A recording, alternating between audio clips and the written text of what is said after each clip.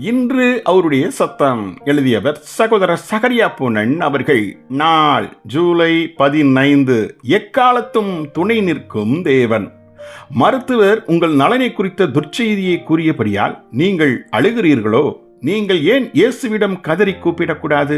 கொடிய வேதனைகளையும் அவர் தாங்கி இருக்கிறபடியால் நீங்களும் தாங்கிக் கொள்ளும்படி உங்களுக்கு அவர் அருள் செய்திட முடியுமே. உங்கள் திராணிக்கு மேலாக நீங்கள் சோதிக்கப்படுவதற்கு அவர் இடம் கொடாமல் ஒவ்வொரு சோதனையையும் தாங்கும்படியான கிருபையையும் பலனையும் அவர் உங்களுக்கு தந்தருள்வார்.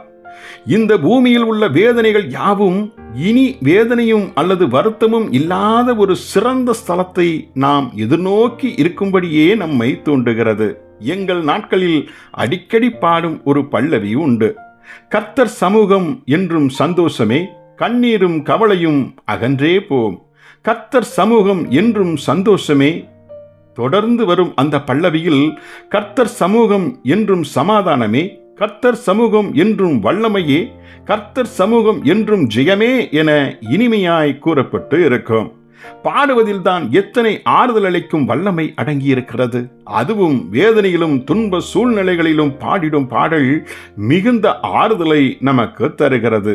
உங்கள் வாழ்க்கையின் ஒவ்வொரு பகுதியும் ஆண்டவருக்கு முழுமையாய் அர்ப்பணம் செய்யப்பட்டிருந்தால் சரீர வேதனை உங்களுக்கு வரும்போது அது உங்களுக்கு சற்றே லகுவாயிருப்பதை நீங்கள் காண்பீர்கள். கடந்த நாட்களில் ஒரு தலைவலி கூட உங்களால் தாங்க முடியாததாய் இருந்திருக்க கூடும். ஆனால் இப்போது உங்கள் உயிருக்கே ஆபத்தான வியாதி வந்தாலும் நீங்கள் அதற்காக ஜெபித்து பின்பு கர்த்தருக்குள் மகிழ்ச்சியாய் இருந்திட முடியும்.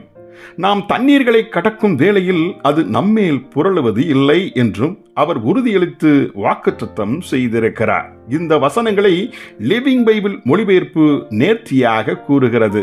ஆழமான தண்ணீர்களின் கொடிய துன்பங்கள் மத்தியில் நான் உன்னோடே இருப்பேன். கஷ்டத்தின் ஆறுகளை நீ கடந்து செல்லும் போது நீ மூழ்கி போக மாட்டாய். நெருக்கத்தின் அக்கினியில் நடந்து செல்லும் போது நீ எரிந்து போக மாட்டாய். அக்கினி ஜுவாலைகள் உன்னை தீண்டாது. நீ பயப்படாதே, நான் உன்னோடே இருக்கிறேன்.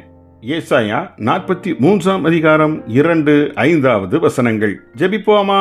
எங்கள் அன்பின் தந்தையே, உம்முடைய நீங்காத துணையும் உம்மீது கொண்ட மகிழ்ச்சியும் வாழ்வின் துன்பங்களை எதிர்கொள்ள போதுமானதாய் இருப்பதற்கு நன்றி.